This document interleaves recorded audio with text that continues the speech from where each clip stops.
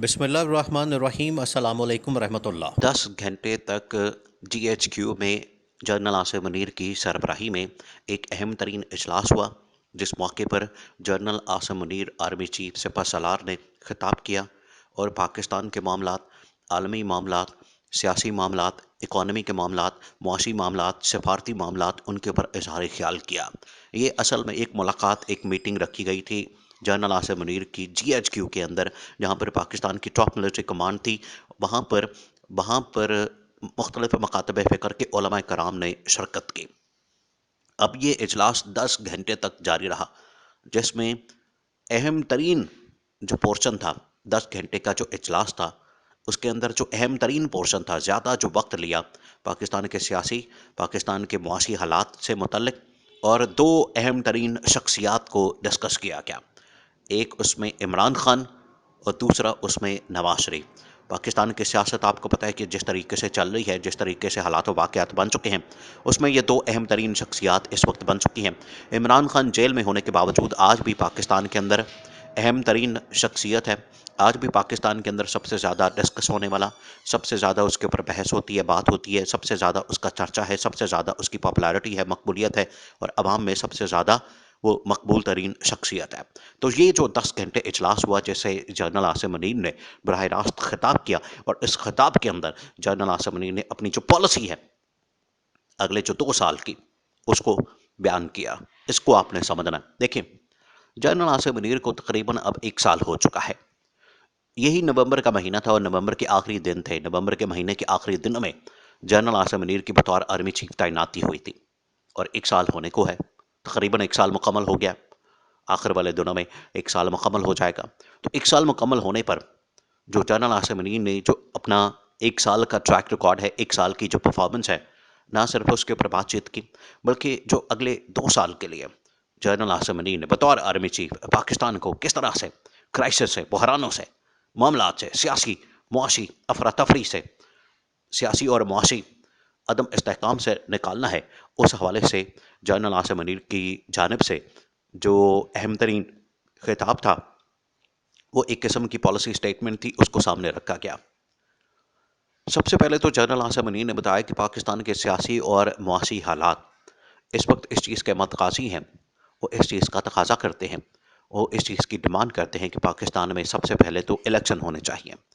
اور الیکشن کے لیے تاریخ کا اعلان ہو گیا ہے۔ تاریخ آ گئی ہے، 8 فروری 2024 کو سپریم کورٹ آف پاکستان نے صدر مملکت اور الیکشن کمیشن آف پاکستان کو ساتھ بٹھایا، اور ان کی جانب سے تاریخ کا اعلان کروایا گیا، جس کے اوپر مور ثبت کر دی سپریم کورٹ آف پاکستان نے۔ تو 8 فروری 2024 کو پاکستان بھر میں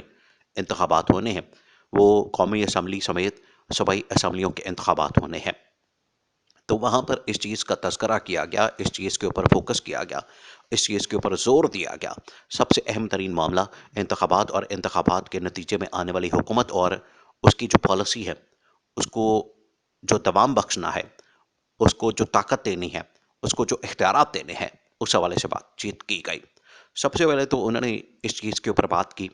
کہ عمران خان کے ساتھ جو آج کل ہو رہا ہے، یا پچھلے 2 سالوں سے جو عمران خان کے ساتھ ہو رہا ہے، وہ بدترین انتقامی کارروائی کی بدترین شکل ہے،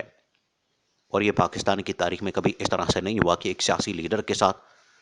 ایک سیاستدان کے ساتھ، مقبول ترین لیڈر کے ساتھ، ایک پارٹی کے چیئرمین کے ساتھ، سربراہ کے ساتھ آپ اس طرح سے زیادتی ناانصافی کریں۔ ادھر نواز شریف کو بھی ڈسکس کیا گیا۔ نواز شریف کی واپسی سے متعلق وہاں پر بات چیت کی گئی کہ نواز شریف نے واپس آ کے کون سا ایسا تیر مار لیا ہے، یا نواز شریف نے واپس آ کے پاکستان کے اندر کون سا ایسا انقلاب برپا کر دیا ہے، جس کی نواز شریف وہاں پر بیٹھ کے باتیں کیا کرتا تھا، لندن میں ملاقاتیں کیا کرتا تھا، اجلاس ہوتے تھے، اندرون خانہ ملاقاتیں ہوتی تھیں، بند کمروں میں میٹنگز ہوتی تھیں، اور نواز شریف کی واپسی بالکل اس طرح سے کی گئی۔ نواز شریف کو اس طرح سے پاکستان کے اندر بلایا گیا کہ جس طرح سے نواز شریف کشمیر اور فلسطین کو فتح کر کے آیا ہو۔ وہاں پر تمام مکاتب فکر نے اظہار خیال کیا، اور جنرل آصف منیر نے اس حوالے سے دو ٹوک انداز میں بتا دیا کہ ہمارا کسی پارٹی کے ساتھ، کسی شخصیت کے ساتھ، کسی لیڈر کے ساتھ، کسی سیاستدان کے ساتھ، کسی سربراہ کے ساتھ کوئی تعلق نہیں ہے، دور دور تک۔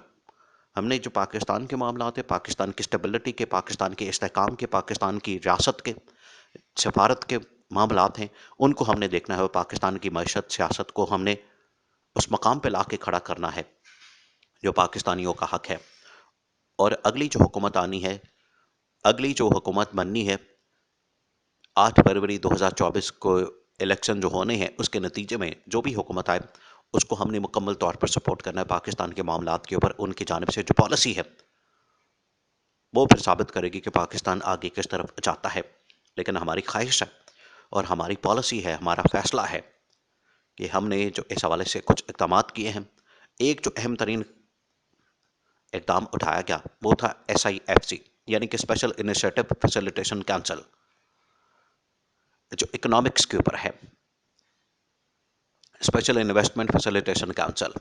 یہ جو اکنامکس کے اوپر ہے یا انویسٹمنٹ کے اوپر ہے یا سرمایہ کاری کے اوپر ہے، جس کو لیڈ کرتی ہے اس وقت پاکستان کی آرمی، پاکستان کی فوج، یعنی کہ سپہ سالار آرمی چیف جنرل عاصم منی۔ جنرل عاصم منی نے کہا کہ پاکستان کی اکنامکس بہتر کرنے کے لیے، معیشت بہتر کرنے کے لیے ہم نے اپنی طرف سے فل کوشش کی ہے، پوری کوشش کی ہے، زور لگا دیا ہے، لیکن سیاسی استحکام اس وقت بہت ضروری ہے۔ اور یہ جو سیاسی استحکام ہے وہ پاکستان کے اندر بھی ہونا چاہیے، اور ساتھ میں اب جو عالمی سطح کے اوپر بھی جو سیاسی عدم استحکام پیدا ہوا ہے فلسطین اور اسرائیل کی جنگ کے بعد، وہ بھی اس وقت بڑا تشویشناک ہے۔ اس کو بھی ہم نے دیکھنا ہے اور اس کے مطابق فیصلے کرنے ہیں، اور اس میں پاکستان کو کس طرح سے اپنا موقف پیش کرنا چاہیے، یہ تو کوئی لیڈر بہتر آ کے کر سکتا ہے، اور اس میں عمران خان سے بہتر لیڈر کوئی نہیں ہو سکتا، کیونکہ عمران خان کی آواز پوری دنیا میں سنی جاتی ہے۔ تو اس بارے میں بھی اظہار خیال کیا گیا اور بات کی گئی، اور پاکستان کو آگے کس طرح سے ہم نے ترقی اور خوشحالی کی طرف گامزن کرنا ہے، اس حوالے سے مکمل پالیسی کو ایکسپلین کیا گیا۔ اور جنرل عاصم منی نے اگلے 2 سالہ پلان سے متعلق اور حکومت وقت اور حکومت آنے والی حکومت سے متعلق جو پلان ہے اس بارے میں بھی آگاہ کیا۔ یہ اہم ترین خطاب جنرل عاصم منیر کا 10 گھنٹے کا اجلاس، اس کے اندر پاکستان کے، ریاست کے، حکومت کے، افغانستان کے ساتھ معاملات کے حوالے سے بھی ڈسکشن کی گئی، اور یہ جو دہشت گردی کے واقعات ہوتے ہیں اس کے اوپر بھی کھل کر 2 ٹوک انداز میں ریاست نے اپنی پالیسی کا اظہار کیا۔ جنرل عاصم منیر نے کہا کہ ہم کسی صورت اس طرح کے واقعات کو برداشت نہیں کریں گے، اس بارے میں مکمل طور پر 2 ٹوک انداز میں کیٹیگوریکلی ان کی جانب سے کہا گیا کہ یہ ناقابل قبول اور ناقابل برداشت ہے۔ اور عمران خان کی بھی یہی پالیسی تھی اپنے دور حکومت میں۔ تو آج جو پالیسی اپنائی جا رہی ہے وہ عمران خان کی پالیسیوں کا،